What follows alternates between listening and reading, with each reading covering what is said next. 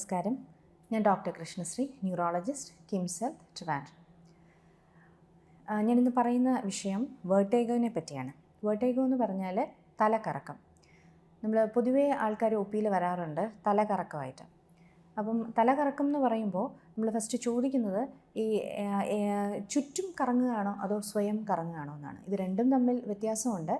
അതായത് ചുറ്റും കറങ്ങുക എന്ന് പറഞ്ഞാൽ നമ്മുടെ എൻവയൺമെൻറ്റ് ഭയങ്കരമായിട്ട് കറങ്ങുക. കണ്ണ് തുറക്കുമ്പോൾ തന്നെ ചുറ്റുമുള്ളത് ഭയങ്കരമായി കറങ്ങുകയും ഈ എടുത്തടിച്ച് വീഴുന്ന പോലൊരു ഫീലിംഗ് വരികയും ചെയ്യുന്നൊരവസ്ഥയാണ്.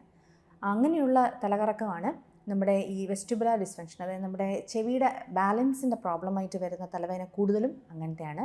അപ്പം അതിൽ നമുക്ക് ഛർദിൽ വരാം, തലകറക്കം വരാം, പിന്നെ ചെവിയുടെ പിന്നെ കുറച്ച് പ്രോബ്ലംസ് വരാം. അതായത് ചെവി കേൾക്കാൻ ബുദ്ധിമുട്ട്, മൂളൽ, ഇങ്ങനെയുള്ള സിംറ്റംസൊക്കെ അതിൻ്റെ കൂടെ വരാം.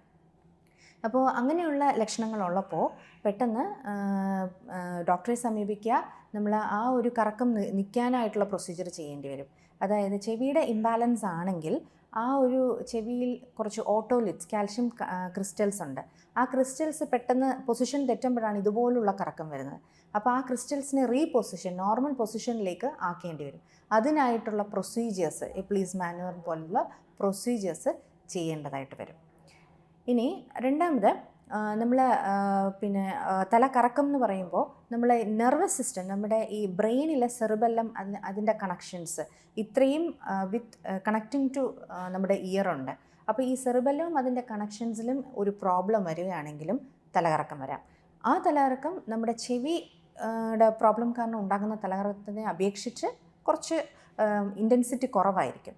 അതുപോലെ ഭയങ്കരമായി തലകറക്കം ഉണ്ടാവില്ല, പക്ഷേ തലകറക്കം അനുഭവപ്പെടാം, കൂട്ടത്തിൽ ഛർദിൽ വരാം, അതിനോടൊപ്പം കുറച്ച് ബാലൻസ് പ്രോബ്ലം കൂടാം.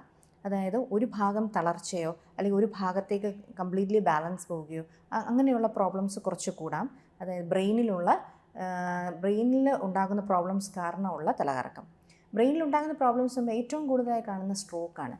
സെറിബെല്ലം അല്ലെങ്കിൽ ആ ബാക്കിലുള്ള നമ്മുടെ ബാലൻസിൻ്റെ ഏരിയയിൽ ഉണ്ടാകുന്ന സ്ട്രോക്ക്, അല്ലെങ്കിൽ ചിലപ്പോൾ പതുക്കെ വളർന്നു വരുന്ന ട്യൂമർ, അങ്ങനെയുള്ള ബ്ലീഡിങ്, അങ്ങനെയുള്ള പല ഇഷ്യൂസ് കാരണമാണ് ഈ ഒരു തലകറക്കം അനുഭവിക്കുന്നത്. അപ്പോൾ അത്തരം തലകറക്കം ഉള്ളവർ പെട്ടെന്ന് ഡോക്ടറെ സമീപിക്കുക.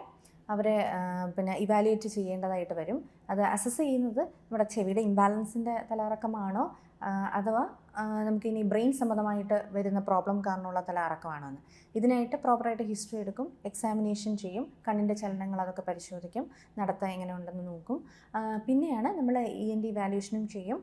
പിന്നെ ഈ ബ്രെയിൻ സംബന്ധമായിട്ടുള്ളതാണെന്ന് നമുക്ക് തോന്നുവാണെങ്കിൽ സ്കാനും ചെയ്യും.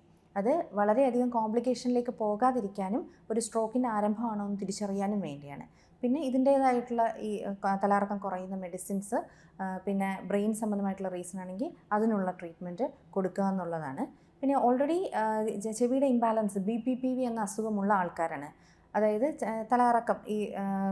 തലകറക്കം യൂഷ്വലി വരുന്ന ആൾക്കാരാണെങ്കിൽ കുറച്ച് BPPVയുടെ എക്സസൈസസ് ഒക്കെ ചെയ്ത് ഏത് പൊസിഷനിലേക്കാണ് തിരിയേണ്ടാത്തത് എന്നൊക്കെ ശ്രദ്ധിച്ച് തലകറക്കം വരാത്ത രീതിയിലുള്ള കുറച്ച് കാര്യങ്ങൾ ചെയ്ത് നോക്കുകയാണെങ്കിൽ അതിൽ നിന്ന് നമുക്ക് റിലീഫ് കിട്ടും. ഇത്രയും കാര്യങ്ങൾ ശ്രദ്ധിച്ചാൽ കുറേയൊക്കെ തലകറക്കത്തിനെ കൺട്രോൾ ചെയ്യാൻ സാധിക്കും. Thank you.